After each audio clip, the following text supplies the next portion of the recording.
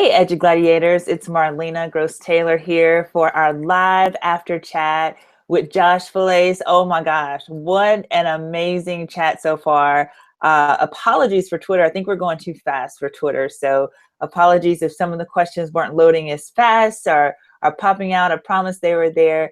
Anytime though, please follow our EduGladiators our handle on Twitter because the questions come from our handle.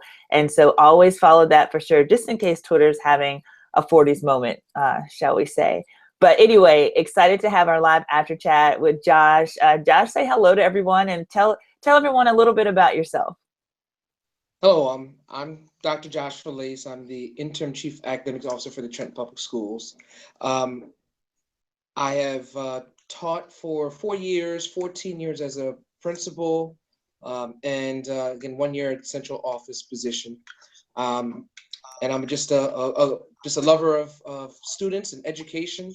I've also consulted with NJPSA, that's New Jersey Principal Supervisors Association, and Foundation for Education for New Jersey for the last 6 years, as well as the EIRC. For some reason, I can't remember the name of that, the consultant company, but just a lover of learning.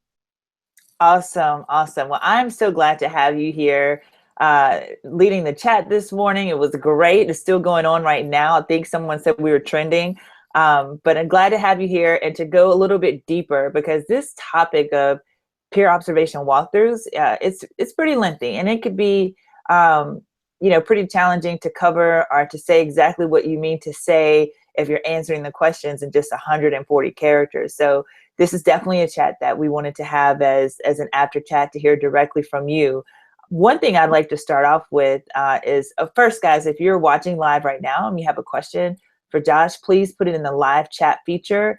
I have all kind of technology around me right now, so I can see the live chat. So please put it there so we can ask Josh the questions that you might have, and also read your comments. So please do that.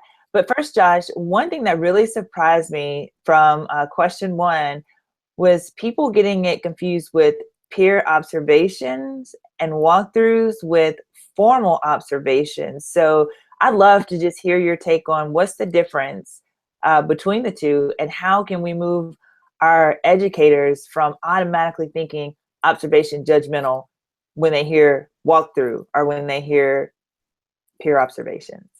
It really depends on the distinction within, I guess, the state or the city that actually titles observations walkthroughs, because like in New Jersey, and when we first started the Achieve NJ, you could have peer observations, that is actual peer supporting administrators evaluating teachers. But then there's a distinction between the observations. There's also informal observation, and then the formal observation, which the walkthroughs are the quick 5 to 10 minute or 5 to 7 minute walkthroughs, where you just visit the classroom and you can step out. And in some cases, that's part of the formal evaluation. And I think that's why it's so hard to determine. So there needs to be some sort of distinction at the state level for each state, and then down to the municipalities, counties, and ultimately the classrooms in the schools. Awesome. So how do we continue to encourage that change to happen, to get that going, where it's not all about an observation for the state, but like really observing our peers, because teachers learn best from teachers. I'm a firm believer of that. And really having that time, making that a priority, where teachers are allowed to go into their peers' classrooms to see and to learn and to grow. We start number one through that being listed as something like a priority for, again, schools, regions, districts, and that just needs to be enveloped as part of the culture too, because we're so quick to just want support, training, the building capacity from like outsourcing it, yet all of the strength and the expertise we have in-house. In every single school, there's a separate a person who has some expertise in a specific area, and as a whole, we're probably not doing as well to highlight those individuals. And I think that's one of the greatest ways to find out what are those key areas of strengths of those individuals, and then the leader looking to assign those. And that's something that I did as a building principal. And and almost stepping in immediately, just highlighting, finding out what are the strengths of the individuals, and then helping build their capacity so that they can be able to transfer that knowledge and experience with their fellow teachers, and just continue looking to work with those teachers, again, building their capacity, because again, once they feel that's their strength and they are so excited about it, they look to just grow it further, because then you're highlighting, you're empowering the person, and they just get stronger and stronger. They want to do more research. They want to feel more empowered, and that's one of the things that I did to help build my staff as a principal. So, okay, so one of the feedback, or some of the feedback from, I think question one was, what are some of the challenges of really effectively putting this practice into place, was lack of time. And then also, if you're, and I'm gonna add this, if you're in a high school, say your planning period might be second period, and the only folks that are off are maybe, junior language arts teachers, and say you teach freshman language art teachers. How do you address those challenges like that? Well, that also something needs to be considered part of the school leadership, like council, whatever that type of overall school committee, so they can put the values of the school first. If they value that cross-curricular time, so that's where they're going to put. You'll see a language arts teacher meet with a science teacher, language, social studies or history, whatever it may be. They can find that time so they can meet just horizontally, because that's also important too also. But then if they would like to step up and amp, and they can start doing more of the vertical articulation in their PLCs. But again, that time has to be as part of a priority and a focus, and then they must make it, whether it be increasing the number of periods, instructional periods for the day, or decreasing it to make that happen. But again, it has to be the value of the whole school community about that being the important and the priority. So if you have a person or people who are unable, like you said, vertically, just the concepts or that are taught at, or strategies that are taught at all 8th, 11th grade or all 9th grade, those are still so important, because for the most part, you pretty much see the same type of students, and wondering why does a child perform or behave in this class one way versus another class. So if you have the same sort of time that you're meeting, you can actually discuss it with those the appropriate grade level teachers. And to me, that's also valuable before you move vertically. So I love the fact how you made the connection that not only can teachers learn from each other instructional best practices, but also maybe get some insight into student behavior as well. That's correct. That's awesome. That's awesome.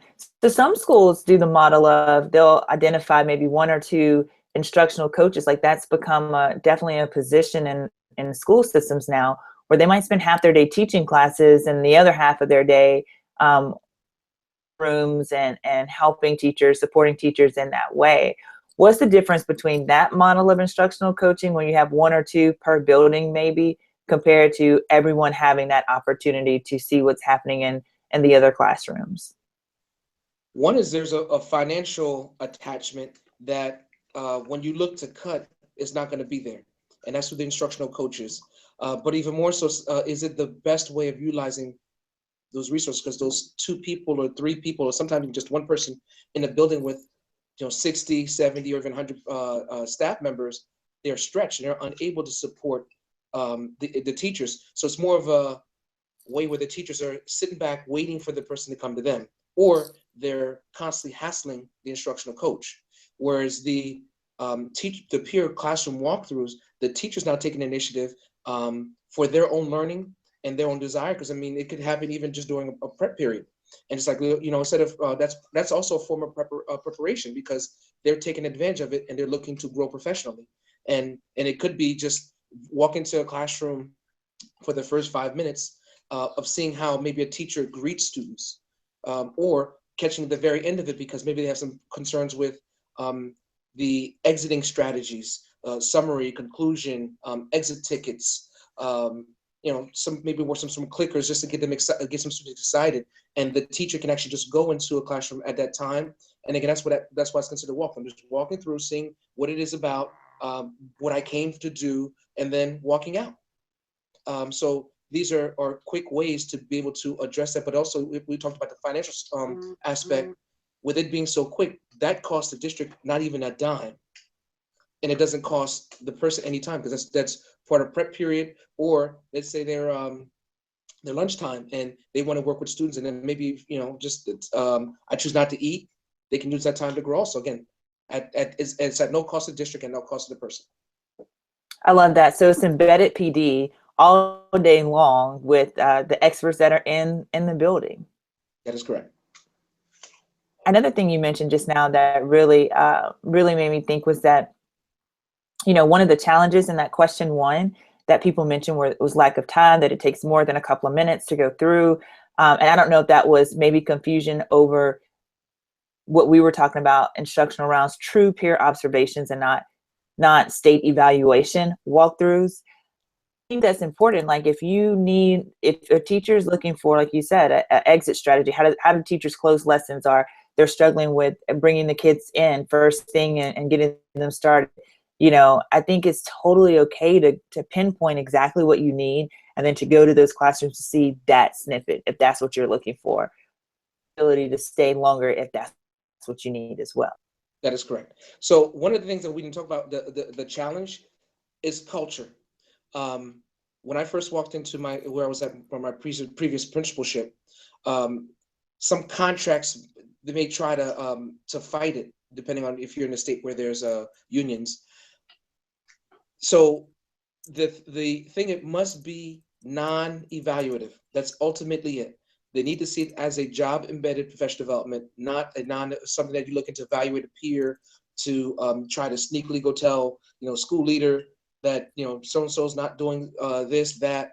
It must be a culture that accepts it, and that's the point where you can actually go no holds barred. There's nothing holding back on the peers from growing from each other. So if it's meaning what we did in my previous school,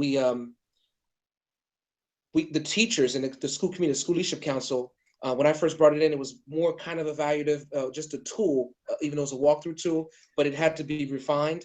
And once it was refined, it was accepted, even though I did try to go before union. And when they realized that it was non-evaluative, there was never any concern. And then at that point, because the staff had revised it and made it their own, then it was brought in. And we eventually ended up with 3 different forms: one on rigor, one on instruction. Forgot what the third one was, but these are things that once the staff devises it and they realize that this is not going to be something like an I got you, it's, again, you can go for it, no problem. And I also think that if you're the teacher that's being observed by your peers, and ahead of time, because it's part of your culture, exactly what someone is coming in to look at, man, I just think about how empowering it is for that teacher to model, to be a teacher leader and model, a best practice that they have, a way to recognize, like, hey, I do the entry really well, or I close a lesson really well, or I do this type of activity really well, this strategy really well. How empowering that must be for that teacher. Well, the last 4 years at my school, they were actually impromptu walkthroughs, because it became part of a PLC, not a requirement, but part of our practice. So you never knew when that was walking. So your game had to be up all the time.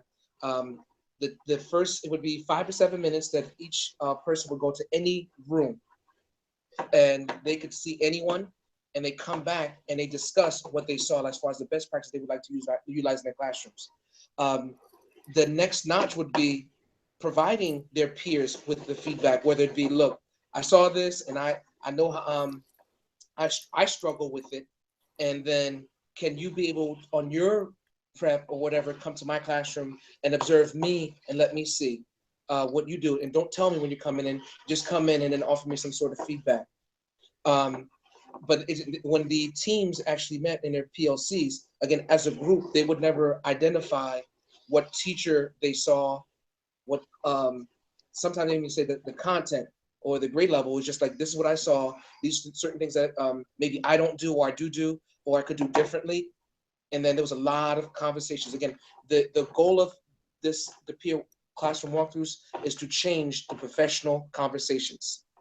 Absolutely. Absolutely.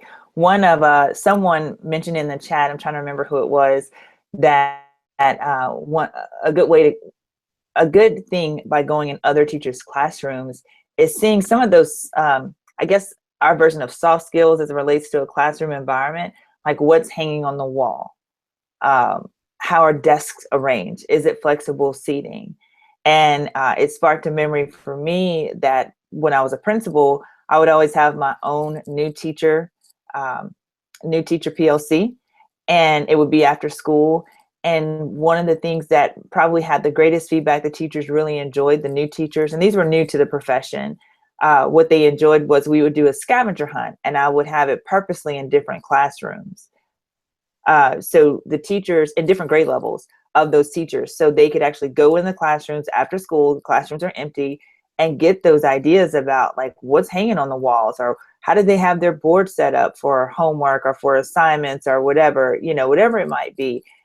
What's their seating look like? And as a new teacher, it's very helpful to see, because it's hard to be what you can't see. So to see all those different classrooms through a scavenger hunt fun way, it wasn't about the classroom environment per se, but that was my part of my goals. So they could see that and have some takeaways from that. I thought that was very interesting that someone commented about that today. Yes, and that was one thing that I did also, not as a like a walkthrough, but I did it with teachers. Like when I had people that had exemplar classrooms that were just this, as far as posting of stuff, because I required the teachers to post stuff outside the classroom in the bulletin boards, and not only in the classroom but outside the classroom. So if I saw model exemplars and people had some concerns, I'd walk with them with the teacher's classroom, either maybe their lunchtime or after school or before school, and see those things and say, what could your room look like be different? Because I mean, everyone can put their own special spin on it, but you get a feel for it because maybe there's something that you cannot articulate. And I think by seeing something creative, that's just inspires you as far as like, maybe this is more towards my personality and my niche. So let me do this. And it's although it's not exactly like this other person, because that's what they do good or well. Yeah. Hey, guys, if you're watching right now and you have a question for Josh, please put it in our live comment feature here if you're watching live. And Josh, we actually have a question from Mike. Okay. Mike Mesner, who's great. I just love his insight on the chats, and he's a fairly new EduGladiator warrior. So here is his question. And Mike is from California. He teaches U.S. history and civics, to give you some background. Mike asked, how do you handle the self-criticism that comes with observing a peer? Like, why didn't I think of that? Or I've been doing this wrong the whole time, I suck, etc. Well, it's like even being a teacher, when you first step in and you come in with the greatest intentions, but yet you could also be failing kids. So what better way to be working with someone that allows you to see a difference and you make the change rather than never making that change. Before we had, we're speaking on the, before we started this chat, Melania and I were talking about just one district that came in and needed to see change immediately. And the superintendent or the team came and made an immediate change, because if you don't, how much longer do you have to say as far as like, we're failing children? So we're in the position of, or in the role of lifelong learning. That means forever growing, because we are not perfect at everything. And that's why I said, as far as the job embedded and dealing with the practitioners or expert practitioners in your own buildings, all you're doing is empowering them and empowering yourself. Right in-house, no extra time, no extra type of resources. And what better way to do that consistently every single day with those people that are considered experts in those areas for your building? I love that. I love that answer. And I know it kind of goes back to what you said earlier, Josh, about culture. Like, if peer observations are instructional rounds, a part of your culture, and it's not judgmental, then it's about getting better for our kids, and just reminding each other, encouraging each other in the building that it's not about us, it's about our kids. Hey, that's the call of EduGladiators, doing what's best for them in everything we do. Like, let every decision be grounded in that. I think once we take us out of it and put the kids back into it, Mike, I think that eases that. It changes the narrative of it being of an observation or a walkthrough. I'm sorry, a walkthrough or an instructional round being so judgmental, to you personally as a teacher, but really trying to, continue to improve your practice. Iron sharpens iron. So having that mentality that we're trying to get better, we're always in a continuous state of growth. I think that definitely helps as well. And as my school at the time, we were the only ones in the entire district. I had a district with 6 different schools or 7 schools. And it started the trend where you got to start somewhere, Mike. And that's where we talked about that we'll go back to the culture. Someone has to start it, and it could be just a teacher working on with a team. If the leaders, that's not one of the leaders' positions moving forward, but that team may decide to meet on their own. And other teams may say, look, they meet at lunchtime, they meet during the preps. And then during that time, they actually go out and visit other classes because they got another team to start, with these peer classroom walkthroughs.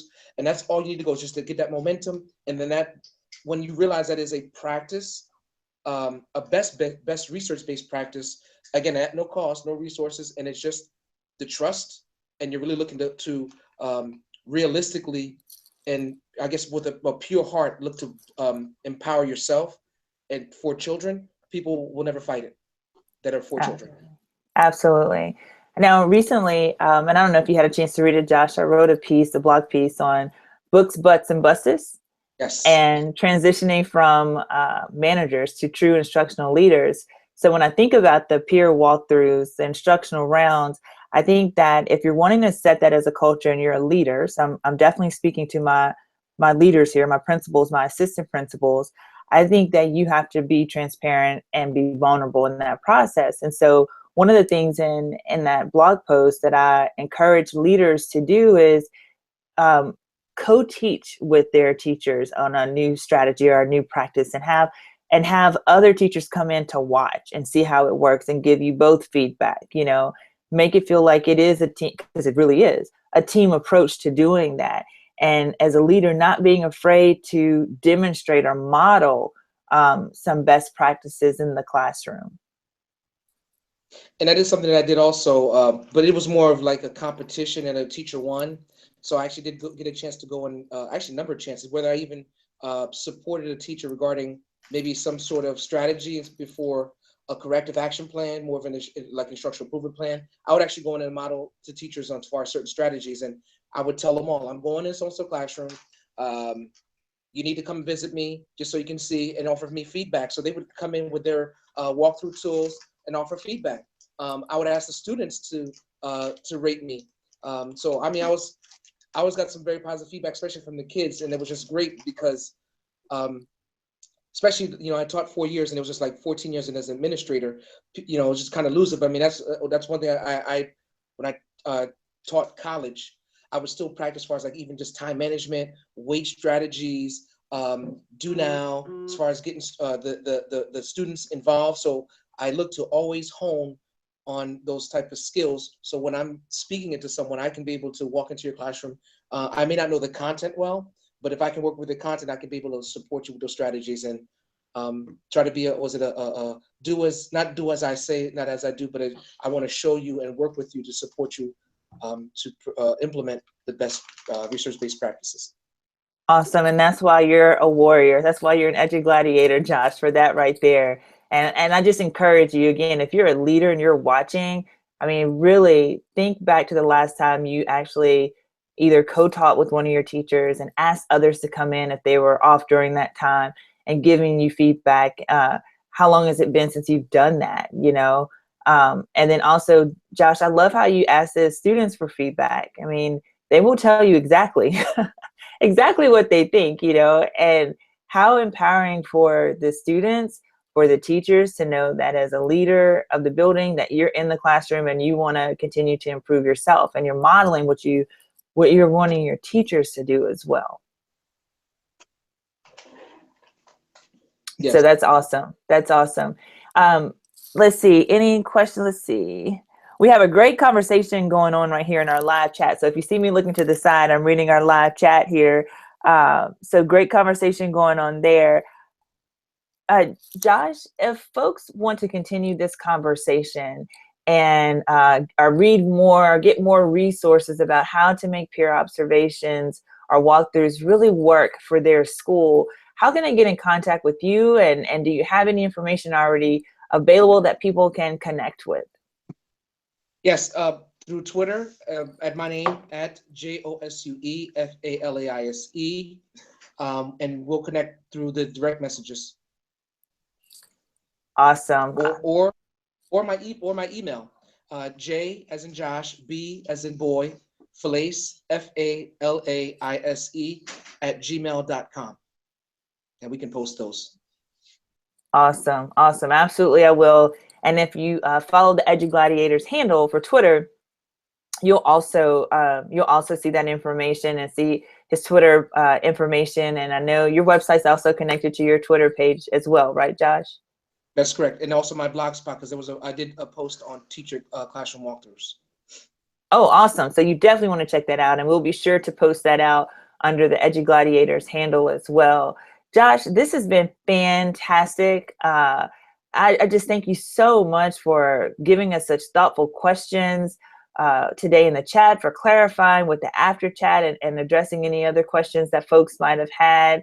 I just want to thank you again for being an EduGladiator today. It was my pleasure. Awesome. And thank you for inviting me to moderate and even speak during this live chat today. Awesome. And it won't be the last. So those of you that are watching live, or if you're watching the recording of this after chat, this will not be the last time that you hear from the good doctor. Okay, we're going to have him back for sure, because I just love your energy and I love your topics. And for those of you that are in the Jersey area, some people commented, I think, on our comments that they've had the pleasure, and even in Twitter today, they've had the pleasure of hearing you speak. He's a treat to hear. So definitely go check the good doctor out. Josh Falaise, he's definitely one you want to hear from. Thank you everyone for joining in our live after chat. Now, next Saturday, we will not have an EduGladiators chat. We're gonna take the week off, that weekend off, and celebrate the 4th of July. So we want to encourage all of you to definitely take some time and spend it with your family, your friends, whatever your woosah moment is for the 4th of July. Eat plenty of barbecue. Try not to burn down the house with fireworks, but definitely enjoy next Saturday celebrating the 4th of July. We'll return back on the following week, the first full or second Saturday in July, I should say, on July 8th. But in the meantime, I know some of you can't get enough. That's too long to go without EduGladiators. So on this Monday, that's right, 2 days from now, we are back with our live regular podcast. I think we're on podcast 15 right now, so really excited about that. And we have Daniel Bauer, and he's going to talk about his masterminds technique, the secret to really achieving success and leveraging the time that you have. It's called Masterminds. You definitely don't want to miss that. One of our core warriors and my power partner and good friend, Ryan Jackson, he's actually participated in the Masterminds with Daniel, and he was just blown away by it. So on Monday evening at 7:30 Central Standard Time, we will be back here on our EduGladiators YouTube live channel, and we will be back with Daniel Bauer, and he will talk about masterminds. So definitely don't want to miss that. Thanks everyone for joining in today. Enjoy the rest of your Saturday. Have a safe 4th of July weekend. If I don't talk to you before that, or don't tweet with you before that, but hopefully I'll see you guys on this Monday at 7:30 Central Standard Time with Daniel Bauer with his Masterminds system approach. Thank you, Josh. Thank you.